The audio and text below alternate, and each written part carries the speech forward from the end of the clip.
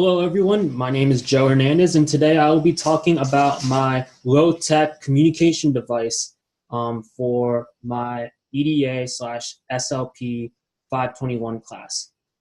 Before I introduce what device I'll be incorporating, I will talk about John, whom I did my case study on. So as an overview, John is a second grade student who has cerebral palsy and was given an augmentative and assistive communication device, AAC for short. And those two devices were an auditory scan system and a head switch. And he was given this system to take to him when he's in school. Although they have some benefits, there were actually more negative consequences that occurred. First, with the auditory scan system, although it projects to him what work was given to him, it was also too loud and disruptive in his regular education class. And there was also no headset outlet. While the head switch that he has, it interfered with his physical therapist goals on positioning. When I read that part, the number one thing that stood out to me in the case study was John's physical therapist goal on positioning. I took positioning as something on the lines of head movements, because when you think about why he's given the head switch, it's mostly to stabilize his head. So he will be hitting a switch on either side or back, and then that is how he communicates. Before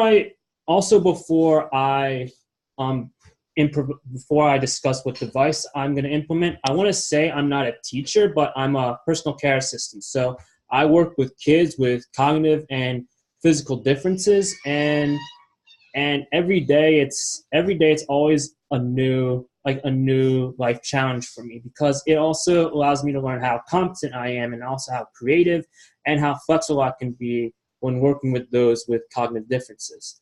So with that, I'm going to introduce to you the two devices that I will be giving to him, and both of them involve his head movement, which is the goal, which also addresses John's physical therapist goal. So the first device that I want to introduce is the headband with the stylus. This one's a DIY made project, because when I looked up the price of the actual headband and stylus, it was a little bit too much. So I decided to make one. This probably won't be the one that John will be using, but either way, they still have the same function. As you can see, this goes on your head, this band actually, and this tip will point to whatever he's asking for. And I chose this mostly because, like I said earlier, this will address the physical therapist goal on head positioning. The concern about the device is not more on how silly it looks, but more on when interacting with someone else, because of safety. He doesn't want to poke someone in the head. Poke someone. This headband with the stylus pairs with the second device that I will also introduce to him. This is an eye gaze communication board.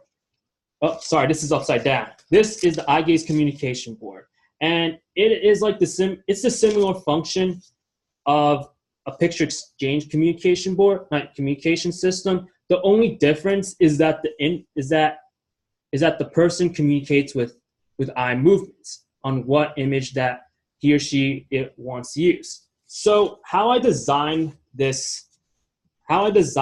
actual board, I just used a simple 11 by 14 poster board, and I cut the center about 2 inches on each side, and I attached 8 pieces of Velcro on the corners. Notice how I only attached a few on each side, each corner, because if I were to cover the entire frame, then that will mean that the individual using it will scan this item for a pretty long time, and also it will take them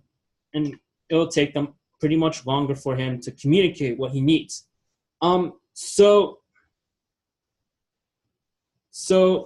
what I like about the eye gaze board is that it can be used in any situation and in any environment. In this case, I'm going to use it in the school setting for both instruction and free time. So I'm going to use what I have right now.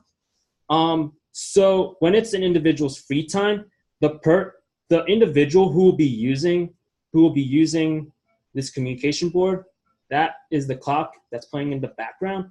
The person will look to whatever object that he or she wants, and then the communication partner whom he will be talking to, the person has to be direct and on the other side of the board, so to understand what he wants to do.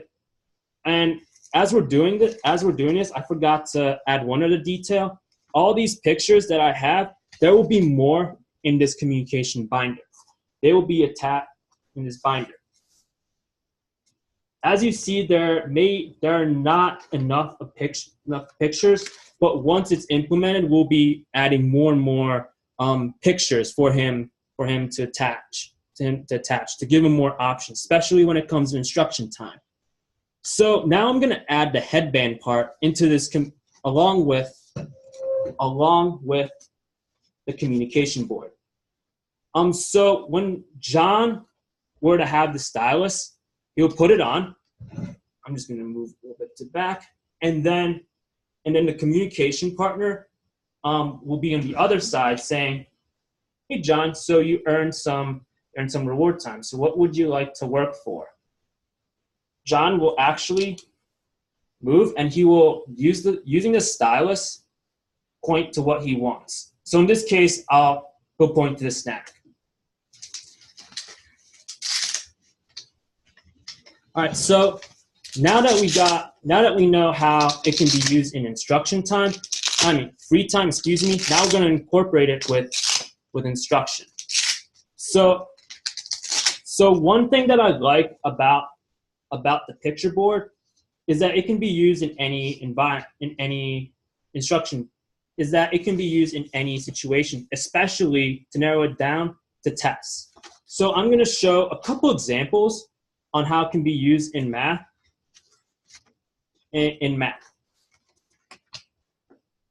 Excuse me for 1 second. The other part about it is that with the Velcro part, it can take a while. So I just have a simple addition sign. I'm not sure if you can see it based on the other side, but it says 14 plus 17, equals, over here is 33, it's 26, 31, and 19. So if John were to answer, so if this was shown to John, he would then, using this head device, he will point to the correct answer. Very simple. Now, over time, as John uses both of these devices at the same time, the physical therapist will come in and evaluate his progress on using the head stylus and the picture communication board. And in the event when he is able to master head positioning, then the event of the PT will remove the head stylus out of the treatment goal. But it was wise for the PT to hold on to it just in case. So that will mean the only object that John will be using will just be the picture board, and this time it's only going to be using eye movement. So now in this example, let me check if it's right. Yep. 7 times 3 could either be 21, 18, 24, or 19.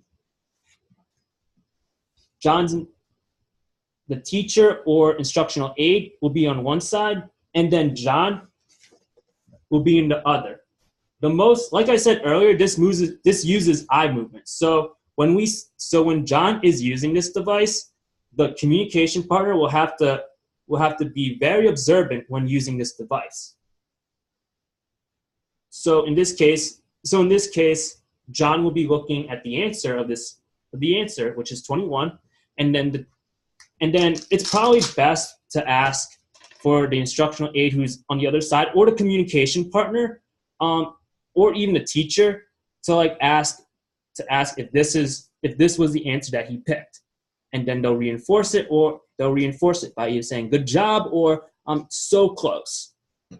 So that's the device. Those are the two devices that I plan on implementing for John in this case study. I know I was a little bit nervous when doing this through a webcam, but this is something that I feel personally to my heart, because I have a learning disability, and I was actually presented with Kurzweil when I entered college.